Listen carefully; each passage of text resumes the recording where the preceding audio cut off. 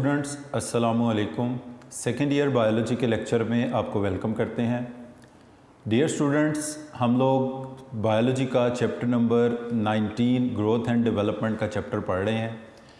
इससे previous lecture में हमने ग्रोथ एंड डेवलपमेंट के चैप्टर को स्टार्ट किया था और उसका फर्स्ट लेसन हमने डिस्कस किया था, जिसको हमने टाइप्स ऑफ ग्रोथ यानी primary growth and secondary growth तक स्टडी कर लिया था। इसके बाद डियर स्टूडेंट्स, जो नेक्स्ट टॉपिक हमारे पास आता है वो है फेजेस ऑफ ग्रोथ का, कि ये जो प्राइमरी ग्रोथ प्लांट्स में होती है या सेकेंडरी ग्रोथ प्लांट में होती है, ये किन फेजेस से गुजरकर होती है। अगर हम इनको फेजेस के अंदर डिवाइड करें तो इसकी 4 फेजेस बनती हैं। उसमें से जो पहली फ़ेज़ है इसको हम बोलते हैं सेल डिवीज़न। ग्रोथ की फेजेस में से जो पहली फ़ेज़ है इसको कहा जाता है cell division. The first phase of the growth is cell division.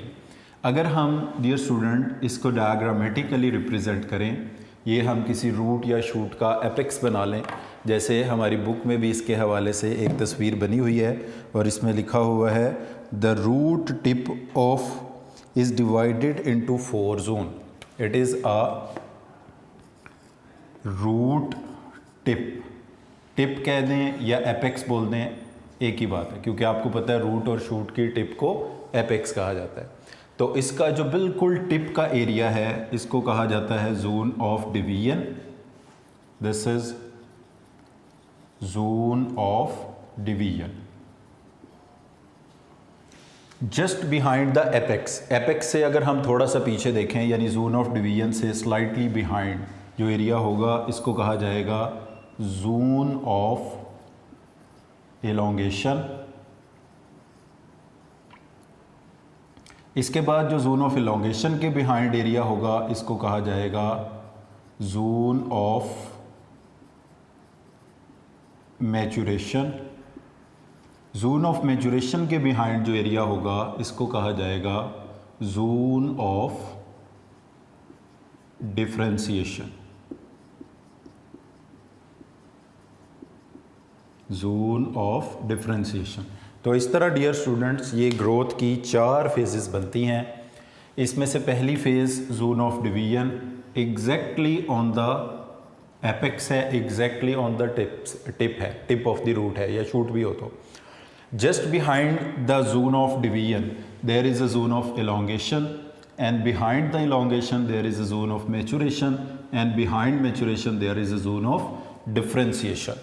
अब डियर स्टूडेंट्स हम 1 बाय 1 इनको डिस्कस करते हैं। जैसे हमने कहा कि फेजेस ऑफ ग्रोथ में से जो पहली फेज़ है वो है zone of division. Dear students, zone of division से मुराद ये है कि यहाँ पर there is increase in number of cells by mitosis. वो हिस्सा जिसमें increase in number of cells हो इसको कहा जाता है जोन ऑफ डिवीजन। और ये जो increase in number of cells होता है ये होता है एक ख़ास किस्म की सेल डिवीजन के ज़रिए, जिसको कहा जाता है माइटोसिस। तो डियर स्टूडेंट, चारों जोन्स में से जोन ऑफ डिवीजन को आप कैसे आइडेंटिफाई करेंगे? जहाँ पर आप देखें कि सेल्स की तादाद बढ़ रही है, 2, 4, 8, 16, 32, 64, इस तरह सेल बढ़ते चले जा रहे हैं माइटोसिस के ज़रिए। तो जिस हिस्से में माइटोसिस का प्रोसेस हो रहा है वो हिस्सा कहलाएगा जोन ऑफ डिवीजन या zone of cell division, and it is exactly located at the tip of the root और शूट, बिल्कुल एपेक्स के ऊपर होता है। It occur at the apex of root and shoot. ये कहाँ पर होता है? It is taking place at apices. ये आपको पहले भी बताया कि अपाइसिस क्या है, प्लूरल ऑफ एपेक्स, और टिप्स। अपाइसिस ऑफ रूट में भी ऐसा ही होगा एंड अपाइसिस ऑफ शूट में भी ऐसा ही होगा। तो zone of cell division is located at the apices of root and shoot, और इसमें क्या होता है, there is increase in the number of cells by mitosis. और यहाँ पर जो सेल्स होते हैं ये बाकी सेल्स के मुकाबले में डिफरेंट होते हैं। देयर इज आम तौर पर हम पढ़ते हैं कि जो प्लांट सेल्स हैं इनका न्यूक्लियस पेरीफ्री में होता है, मगर एक तो इनका स्फेरिकल न्यूक्लियस होता है गोल शक्ल का होता है, स्फेरिकल न्यूक्लियाई इनके सेल्स में होते हैं, विच लाई इन सेंटर ऑफ सेल, वो कहाँ पड़े होते हैं, सेंटर ऑफ सेल में पड़े होते हैं। तो there are spherical nuclei which are located in the centre of the cell. और why they are lying in the centre of the cell, because they are non vacuolated. जो tip पर cells पाए जाते हैं एपिकल मेरिस्टम्स डेफिनेटली ये होते हैं, they are non vacuolated, vacuolated, इनके अंदर वैक्यूल नहीं होते। इस वजह से एक तो इनका न्यूक्लियस स्फेरिकल शेप का होता है और ये सेल के सेंटर में मौजूद होता है। तो dear student, zone of division वो होता है जिसमें नंबर ऑफ सेल्स इंक्रीज होते हैं माइटोसिस से, ये पहला पॉइंट हो गया। ये लोकेटेड होता है एट द अपाइसिस यानी tips of the root and shoot पर। उसके बाद इसमें जो इन सेल्स का जो न्यूक्लियस है वो स्फेरिकल शेप का होता है और सेल के सेंटर में होता है, because these cells are non vacuolated cell. As a result of cell division जो डॉटर सेल्स हैं वो दे प्रोसीड टू एनलार्ज, यानी प्रोसीड का मतलब है कि सेल डिवीजन के बाद, यानी जब उन सेल्स में डिवीजन हो जाती है, डॉटर सेल्स बन जाते हैं, दे प्रोसीड टू इलोंगेशन। इलोंगेशन इससे नेक्स्ट फेज है, जिसका मतलब है कि सेल के वॉल्यूम का बढ़ना, यानी after completion of the cell division the daughter cell will proceed to cell elongation. अब इसके साथ साथ इसमें क्या होगा कि कुछ कंपोनेंट सिंथेसाइज होंगे, synthesis of cytoplasm and cell wall material take place. इसमें synthesis of cytoplasmic components, synthesis of cytoplasmic component plus the components of cell wall. जैसे सेल वॉल के कंपोनेंट में हमें पता है मेन इंग्रेडिएंट सेलुलोज है, उसके साथ इसमें हेमी सेलुलोज है, लिग्निन है, पैकेटिन है, क्यूटिन है, इस तरह के कंपोनेंट यहाँ पर सिंथेसाइज होना शुरू हो जाएंगे।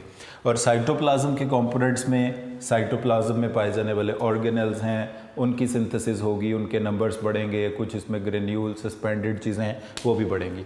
तो डियर स्टूडेंट, ये फॉलोइंग कैरेक्टरिस्टिक्स हैं सेल डिवीजन के। इनको एक दफ़ा फिर सम अप कर लें कि जोन ऑफ डिवीजन में नंबर ऑफ सेल्स इंक्रीज होते हैं by mitosis. It is located at the apices of roots and shoot. इसमें इन जो एपेक्स में सेल्स पाए जाते हैं एपिकल मेरिस्टम होते हैं डेफिनेटली ये, और इनका न्यूक्लियस सेंटर में होता है। ये स्फेरिकल शेप के न्यूक्लियाई इनके होते हैं, ये नॉन वैक्यूलेटेड सेल्स होते हैं। दे प्रोसीड टू एलोंगेशन, इसके नतीजे में सेल का वॉल्यूम बढ़ता है, सेल एलोंगेट हो जाता है और सिंथेसिस होती है इनके साथ साथ साइटोप्लाज्मिक कंपोनेंट्स की और सेल वॉल के कंपोनेंट्स की। इसके बाद डियर स्टूडेंट्स, सेल डिवीजन या जोन ऑफ डिवीजन के बाद जो just behind the zone of division जो जोन लोकेटेड होता है या जो सेल डिवीजन कंप्लीट कर लेते हैं, they will proceed to another phase जिसको हम कहते हैं सेकेंड फेज ऑफ ग्रोथ, और इसका नाम है इलोंगेशन या जोन ऑफ इलोंगेशन इसको बोला जाता है। तो पहली तो इसमें बात ये होगी कि where the zone of elongation is located. Zone of elongation is located behind the zone of division. A little distance from the apex of root and shoot lies zone of elongation which is only few millimeter in length, और ये few millimeter in length होता है। The volume of cell increase होता है 150 गुना तक, और इसमें वाटर अपटेक की वजह से वॉल्यूम इंक्रीज़ होता है। प्लास्टिसिटी सेल वॉल की इंक्रीज़ होती है और सेल वॉल जो है नाउ इसके ऊपर प्रेशर रिड्यूस यानी कि वो प्रेशर को बियर करने के काबिल हो जाती है। और सिंथेसिस होती है साथ साथ इसमें न्यू साइटोप्लाज्मिक कंपोनेंट्स और मटेरियल की। तो सबसे पहली बात है कि जी जोन ऑफ इलोंगेशन क्या होता है, it is behind apex, it is located behind apex in both root and shoot. इसकी लेंथ कितनी होती है, it is just few millimetres in length, few millimetres in length में ये चंद मिलीमीटर लॉन्ग होता है। It is few millimetres in length, located behind the apex, it is few millimetre in length. और इसमें क्या होता है, there is increase in cell volume, increase in cell volume, and this increase in cell volume is up to 150 times. 150 गुना तक cell का volume यहाँ पर बढ़ सकता है, यानी सेल का जितना वॉल्यूम है उसमें 10 गुना, 20 गुना, 30 गुना, ज़्यादा से ज़्यादा उसमें 150 टाइम्स इंक्रीज़ हो सकता है। And this increase is due to uptake of water by osmosis. This uptake is due to osmosis के ज़रिए जो पानी सेल के अंदर आता है उसकी वजह से ये अपटेक होता है। और इसमें प्लास्टिसिटी सेल की इंक्रीज़ होती है। और देखें, जो प्लास्टिसिटी इंक्रीज़ होने का मतलब ये है कि सेल में एक डेफिनेट शेप आना शुरू हो जाती है। प्लास्टिसिटी और इलास्टिसिटी एक दूसरे का इन्वर्स होते हैं। तो अगर प्लास्टिसिटी इंक्रीज़ हो रही है तो आप इसको यूं भी कह सकते हैं कि इलास्टिसिटी डिक्रीज़ हो रही है। प्लास्टिसिटी का मतलब होता है कि किसी चीज़ के ऊपर जब फोर्स एक्सर्ट की जाए तो उसकी शेप में परमानेंट चेंज आ जाए। इलास्टिसिटी का मतलब ये होता है कि जब उस पर फोर्स एक्सर्ट की जाए तो उसकी शेप चेंज हो जाए, मगर जब फोर्स हटा दी जाए तो उसकी शेप दोबारा से रीस्टोर हो जाए। तो प्लास्टिक बिहेवियर बढ़ने का मतलब होता है कि इलास्टिक बिहेवियर कम हो रहा है। और इसके साथ साथ इसमें इस फेज़ में भी जो सिंथेसिस है साइटोप्लाज्मिक कंपोनेंट की और सेल वॉल के कंपोनेंट की वो जारी रहती है। तो डियर स्टूडेंट, सेकंड फेज़ की अगर हम बात करें तो it is located behind the zone of division.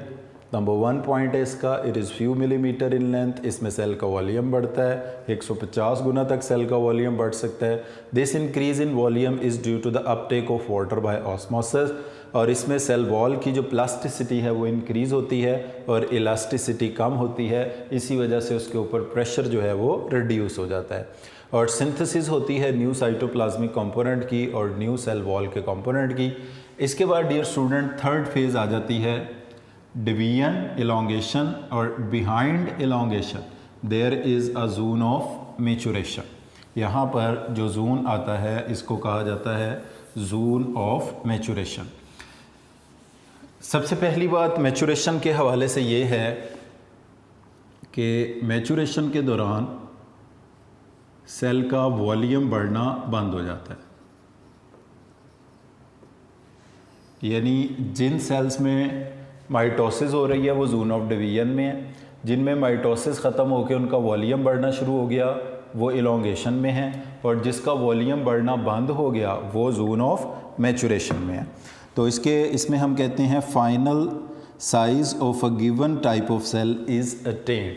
तो मैच्योरेशन वो फेज़ है जिसमें final size of a given cell is attained. Final size of a given cell is attain. जो फाइनल साइज़ होता है किसी भी सेल का वो इसमें ऑब्टेन हो जाता है। अब इसमें कुछ पार्ट्स हैं जो कि रूट या शूट में मौजूद होते हैं जिनमें इसके बाद भी वॉल्यूम बढ़ सकता है, but these cells which develop into pith, cortex and certain other tissues do not elongate along the axis. Pith और कॉर्टेक्स के cells and some other, pith and cortex के जिन सेल्स ने, यानी ये अभी पिथ बनी नहीं है, कॉर्टेक्स बना नहीं है, जो सेल पिथ में बदलेंगे, जो सेल कॉर्टेक्स बनाएंगे, दे विल नॉट इलोंगेट, वो इलोंगेट नहीं होंगे। मगर कुछ पार्ट्स के सेल्स ऐसे होते हैं जो कि इवन आफ्टर मैच्योरेशन भी अलोंग द एक्सिस, का मतलब होता है लंबाई के रुख, लॉन्गिट्यूडनल एक्सिस, लंबाई के रुख बढ़ सकते हैं। और वो सेल्स पाए जाते हैं like fibres and tracheids. Fibres and tracheids, fibres part होते हैं जाइलम का, फ्लोएम का, जाइलम का, ये पार्ट होते हैं cells, fibres and tracheids, but they can elongate. तो ये वो सेल्स हैं जो कि मैच्योरेशन के बाद भी एलोंगेट हो सकते हैं जिन्होंने फाइबर्स बनाने हैं। ट्रैकेट्स बनाने हैं, जिन्होंने पिथ कॉर्टेक्स के पार्ट बनाने हैं वो इलोंगेट होना बंद कर देते हैं। तो maturation dear student behind the elongation होता है, it is also few millimetres in length. और इसमें सेल्स में क्या चेंजेस आते हैं, सेल का फाइनल वॉल्यूम अटेन हो जाता है, like the cells which will give rise to pith cortex and some other tissues, they cease to elongate along their axis, along their longitudinal axis, but the cells which will develop into fibers or tracheids, they can elongate even during maturation as well. तो third stage dear student थी maturation. उसके बाद fourth stage जो है इसको हम कहते हैं डिफरेंशिएशन। डिफरेंशिएशन का मतलब होता है formation of specialised type of cells. Differentiation dear student growth की फाइनल फेज है, फोर्थ फेज है डिफरेंशिएशन। डिफरेंशिएशन का मतलब ये होता है formation of specialised type of cells. अब प्लांट के सेल्स जो स्पेशलाइज्ड होते हैं, जैसे इसमें एपिडर्मस है, इसमें कॉर्टेक्स है, पिथ है, जाइलम है, फ्लोएम है। अब इन सेल्स के कुछ स्पेशल फीचर्स होते हैं, इनकी सेल वॉल है, उसकी थिकनेस है, उसके अंदर मौजूद पिट्स हैं, या इवन साइटोप्लाज्म के कुछ स्पेशल फीचर्स हैं। वो सारे स्पेशल फीचर्स इसी डिफरेंशिएशन की फ़ेज़ के दौरान डेवलप होते हैं। तो ड्यूरिंग डिफरेंशिएशन का मतलब डियर स्टूडेंट ये है कि व्हेन सेल एनलार्जमेंट सीजेस, जब तमाम सेल्स की एनलार्जमेंट सीज हो जाती है, यानी जो हमने पढ़ा कि पिथ कॉर्टेक्स तो पहले ही हो जाते हैं, जो बाकी फाइबर ट्रैकेट बचे थे वो भी बढ़ना बंद कर देते हैं। तो सेल एनलार्जमेंट सीज मतलब रुक जाती है इस मरहले में, और स्पेशलाइज्ड किस्म के सेल्स हमें इसमें हासिल होते हैं। इसके साथ साथ during this growth phase the cell wall become thicker, cell wall of some kinds में डेवलप पिट्स डेवलप होते हैं। सेल वॉल के जो भी स्पेशल फीचर्स हैं, यानी उसकी थिकनेस और प्लस उसमें पिट्स का डेवलप होना, सेल वॉल में पाए जाने वाले टाइनी डिप्रेशन को हम पिट्स कहते हैं, और जितने स्पेशल फीचर्स हैं सारे इसमें डेवलप हो जाते हैं। डियर स्टूडेंट्स, डिफरेंशिएशन के प्रोसेस को हम डेवलपमेंट भी कहते हैं। Formation of specialised type of the cells या formation of tissues and organs, ये प्रोसेस भी डेवलपमेंट या डिफरेंशिएशन ही कहलाता है। डियर स्टूडेंट, इस टॉपिक के बाद हमारी बुक की सीक्वेंस में जो टॉपिक आ रहा है वो है कंडीशंस ऑफ ग्रोथ। इसको इंटरनल एक्सटर्नल फैक्टर को हम स्किप करके नेक्स्ट पेज पर एक चार्ट बना हुआ है, पहले इसको डिस्कस करने जा रहे हैं, और इसमें इसको डिफरेंशिएशन के हवाले से भी डिस्कस किया गया है। यहाँ पर जो डिफरेंशिएशन शो की गई है वो है जर्मिनेशन की, कि एक प्लांट जो है वो जर्मिनेट करके, यानी सीड जर्मिनेट करके एम्ब्रियो किस तरह नया प्लांट डेवलप करता है। तो डियर स्टूडेंट्स, यहाँ पर याद रख लें कि डिफरेंशिएशन की 5 स्टेजेस हैं। Differentiation is divided into 5 stages. Stage 1, 2, 3 इसी तरह से उनके नंबर्स हैं। तो डिफरेंशिएशन के प्रोसेस को 5 स्टेजेस में डिवाइड किया जाता है, जिसमें स्टेज नंबर 1 है, उसके बाद स्टेज नंबर 2 है, स्टेज नंबर 3 है, स्टेज 4 है एंड स्टेज 5 है। तो डियर स्टूडेंट, डिफरेंशिएशन की 5 स्टेजेस हैं, और ये स्टेजेस हम स्टडी कर रहे हैं जर्मिनेशन के लिए, कि किस तरह सीड से कंप्लीट न्यू प्लांट पैदा होता है। अब इसको एक चार्ट की शक्ल में यहाँ पर रिप्रेजेंट किया गया है। सबसे पहले जाइगोट से ये प्रोसेस शुरू होता है, और जाइगोट डेवलप होता है इनटू एम्ब्रियो। अब एम्ब्रियो जो किसी भी प्लांट के सीड के अंदर मौजूद होता है, उसके 2 पार्ट्स होते हैं। उसमें शूट एपिकल मेरिस्टम होता है और रूट एपिकल मेरिस्टम होता है। शूट एपिकल मेरिस्टम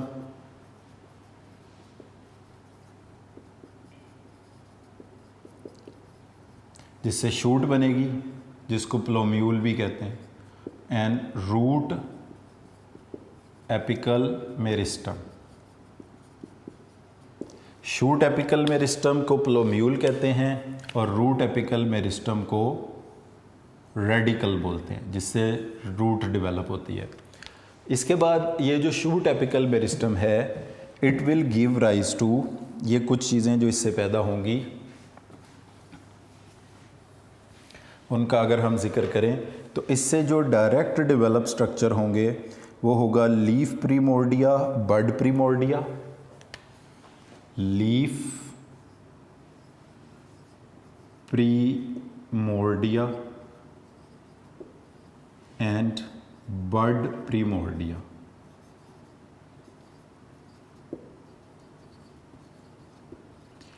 प्रीमोर्डिया कहते हैं डियर स्टूडेंट्स कमिटेड सेल्स को। कमिटेड का मतलब ये है कि फॉर एग्जांपल अगर लीफ प्रीमोर्डिया है तो ये वो सेल्स हैं which will develop into leaf.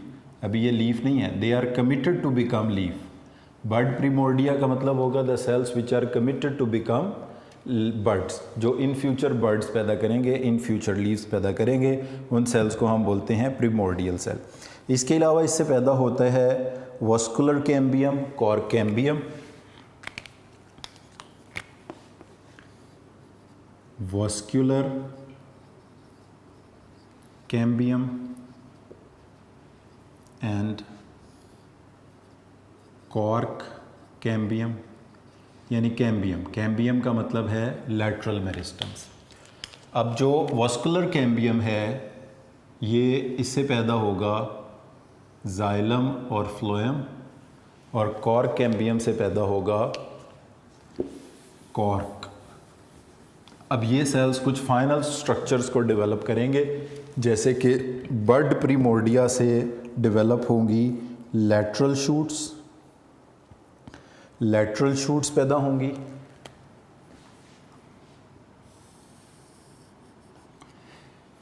ये shoot apical meristem shoot elongation का बाइस बनते हैं। पहला फीचर इसका डायरेक्ट शूट इलोंगेशन, और इसके बाद जो बड प्रीमोर्डिया है हमारे पास और लीफ प्रीमोर्डिया, तो इसमें लैटरल बड प्रीमोर्डिया से डेवलप होंगी लैटरल शूट्स, जो ब्रांचेस होती हैं इन्हें कहा जाता है लैटरल शूट्स, और लीफ प्रीमोर्डिया से डेवलप होंगे लीव्स। वॉस्कुलर कैम्बियम से डेवलप होंगे फ्लोएम एंड जाइलम,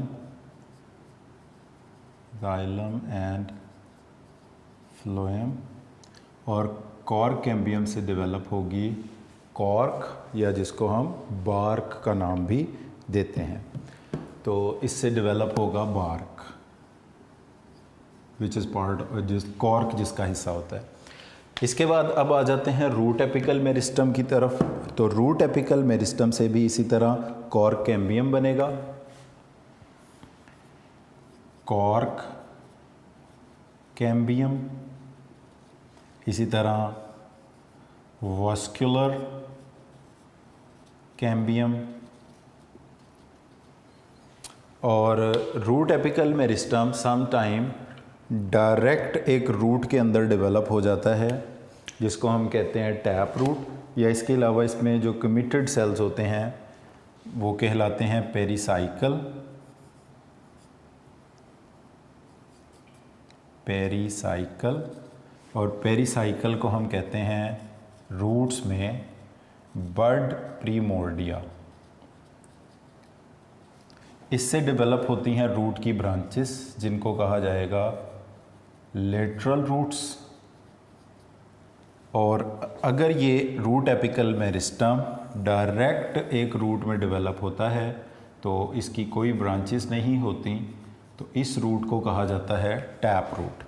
और बाकी ये जो कॉर्क कैम्बियम है इससे एज सच ही बार्क पैदा होगा, रूट का बार्क, और वॉस्कुलर कैम्बियम से xylem and phloem he produce होगा। तो डियर स्टूडेंट्स, ये एक हमारे पास फ्लो चार्ट है जिसमें हम देख सकते हैं कि जाइगोट से सीड का एम्ब्रियो और एम्ब्रियो के part root apical meristem, shoot apical meristem. Root apical meristem में रूट कैम्बियम जिससे रूट का बार्क बना, वास्कुलर कैम्बियम जिससे रूट का जाइलम एंड फ्लोएम बना, और उसके बाद पेरिसाइकल जिसको लेटरल या बर्ड प्रीमोर्डिया भी कहते हैं रूट्स में, और इससे डेवलप होंगी लेटरल रूट्स। और अगर ये root apical meristem direct root में डेवलप होता है तो इस तरह की रूट को कहा जाता है टैप रूट। जो रेडिश कैरेट्स वगैरह होते हैं ये टैप रूट्स होते हैं, ये डायरेक्ट रूट एपिकल मेरिस्टम से डेवलप होते हैं। इसी तरह यही सिचुएशन शूट में थी कि वो कॉर कैम्बियम से बार्क बनेगा, वास्कुलर कैम्बियम से जाइलम फ्लोएम, लीफ प्रीमोर्डिया से लीव्स बनेंगे, लेटरल रूट्स लेटरल शूट्स बनेगी बर्ड प्रीमोर्डिया से, और जो रूट शूट एपिकल मेरिस्टम है वो डायरेक्ट शूट की इलोंगेशन का बाइस बनेंगे। अब डियर स्टूडेंट्स, इस चार्ट के हवाले से कुछ चीज़ें हैं जो आप ज़रा बुक से इसको देख लें। यहाँ पर मैं चार्ट में ही नंबरिंग कर देता हूँ। तो स्टेज 1 कहते हैं जब एम्ब्रियो रिकॉग्नाइज हो जाए, तो डिफ्रेंशिएशन की स्टेज 1 क्या होती है जिसमें एम्ब्रियो रिकॉग्नाइज हो जाए, और स्टेज 2 से कहते हैं जिसमें रूट एपिकल मेरिस्टम और शूट एपिकल मेरिस्टम रिकॉग्नाइज हो जाएं, तो इसको स्टेज 2 कहा जाता है डिफ्रेंशिएशन की। उसके बाद स्टेज 3 वो होती है जिसमें कैम्बियम रिकॉग्नाइज हो जाए, vascular cambium cork cambium root का और vascular cambium cork cambium shoot का, यानी कैम्बियम रिकॉग्नाइज हो जाए तो इसको कहा जाता है स्टेज 3 बोला जाता है। उसके बाद स्टेज 4 बोलते हैं जिसमें प्रीमोर्डियल सेल्स बनते हैं, वो सेल्स जो कि कमिटेड हैं to become leaves shoots and roots. तो root primordia develops from the root cambium जिसको पेरिसाइकल भी कहा जाता है, यानी पेरिसाइकल का बन जाना या रूट प्रीमोर्डिया का बन जाना, प्रीमोर्डियल सेल्स का बन जाना, ये स्टेज नंबर 4 है। इधर भी ये लीफ प्रीमोर्डिया स्टेज 4 है, बर्ड प्रीमोर्डिया स्टेज 4 है। उसके बाद ये जो फाइनल सारे स्ट्रक्चर्स का डेवलप होना है ये कहलाता है final differentiation structure including xylem phloem root shoot and leaf. ये वाले जो सारे स्ट्रक्चर्स हैं ये स्टेज नंबर 5 में डेवलप होंगे, जिसमें xylem phloem root lateral shoots primary shoots, root के अंदर बार्क्स है, जाइलम है, फ्लोएम है, लेटरल रूट और इवन ये टैप रूट। तो डियर स्टूडेंट, डिफरेंशिएशन को इस तरह जर्मिनेटिंग सीड की डिफरेंशिएशन को 5 मरलों में डिवाइड किया जाता है, जिसकी पहली स्टेज है जाइगोट से एम्ब्रियो बनना, फर्स्ट स्टेज। जब एम्ब्रियो के अंदर रूट बनाने वाले शूट बनाने वाले पार्ट अलहदा हो जाएं, सेकंड स्टेज। जब इसमें vascular cambium cork cambium shoot और रूट के अलहदा हो जाएं, थर्ड स्टेज। जब प्रीमोर्डियल सेल्स बन जाएं, रूट के प्रीमोर्डिया, शूट के प्रीमोर्डिया, बड के प्रीमोर्डिया, तो इनको कहेंगे फोर्थ स्टेज। जब leaves lateral primary shoot, lateral shoot, xylem phloem, bark, ये सारे स्ट्रक्चर डेवलप हो जाएं तो इसको कहते हैं डिफरेंशिएशन की फाइनल स्टेज और लास्ट स्टेज। तो डियर स्टूडेंट, अभी जो आज हमने टॉपिक डिस्कस किया है इसमें हमने पढ़ा कि ग्रोथ की 4 फेजेस हैं, जिसमें हमने कहा सेल डिवीजन है, उसके बाद हमने इसमें कहा कि सेल एलोंगेशन है, मैचुरेशन है, डिफरेंशिएशन है। उसके बाद डिफरेंशिएशन की 5 स्टेजेस को हमने ये फ्लो चार्ट की मदद से डिस्कस किया गया, जो कि एक पेज आगे टॉपिक यहाँ पर डिस्कस किया गया है। बीच में एक टॉपिक हमने स्किप किया है, उसको हम नेक्स्ट लेक्चर के साथ मिला के पढ़ेंगे, फैक्टर्स अफेक्टिंग द ग्रोथ, जिसमें इंटरनल फैक्टर्स भी हैं और एक्सटर्नल फैक्टर भी हैं। तो आपने इसको याद रख लें, ये मैंने डेलिबरेटली इसको स्किप किया है क्योंकि डिफरेंशिएशन का टॉपिक मैच करता है फेजेस ऑफ ग्रोथ के साथ। जैसे फाइनल जो फेज़ है ग्रोथ की वो डिफरेंशिएशन है, तो उसी की एग्जांपल के तौर पर हमने ये कि जर्मिनेशन को हमने एग्जांपल लेकर डिफरेंशिएशन के प्रोसेस को यहाँ पर स्टडी किया है। और जर्मिनेशन का मतलब यही होता है formation of new plant, formation of new plant from embryo of seed. Seed के एम्ब्रियो से नया पौधा बनने के प्रोसेस को हम कहते हैं जर्मिनेशन। तो यही मैंने इसकी डेफिनेशन में लिखा है, formation of new plant from embryo of seed. और वही हमने ये एग्जांपल देखा है कि जाइगोट से एम्ब्रियो और बाकी ये सारे स्ट्रक्चर जो स्टेप बाय स्टेप डेवलप होते हैं, इस होल प्रोसेस को हम कहते हैं डिफरेंशिएशन। तो डियर स्टूडेंट्स, आज के लेक्चर को हम इधर ही कंक्लूड करते हैं। आज के लेक्चर में हमने 2 चीज़ें स्टडी की हैं, फेजेस ऑफ ग्रोथ जो कि 4 हैं, सेल डिवीजन, उसके बाद एलोंगेशन, मैचुरेशन और डिफ्रेंशिएशन। और इसके साथ जो चीज़ हमने स्टडी की है वो है डिफ्रेंशिएशन की 5 स्टेजेस, जिसमें स्टेज 1 एम्ब्रियो के लिए है, stage 2 root apical shoot apical meristem के लिए है, स्टेज 3 कैम्बियम है रूट वास्कुलर और कॉर कैम्बियम के लिए, स्टेज 4 जो है उसमें प्रिमोर्डियल सेल्स हैं, और स्टेज 5 में xylem, phloem, root, shoot, leaf, ये फाइनल स्ट्रक्चर्स हैं जो कि डेवलप होते हैं प्लांट में। तो आज के लेक्चर को हम इधर ही कंक्लूड करते हैं। Thank you very much for today.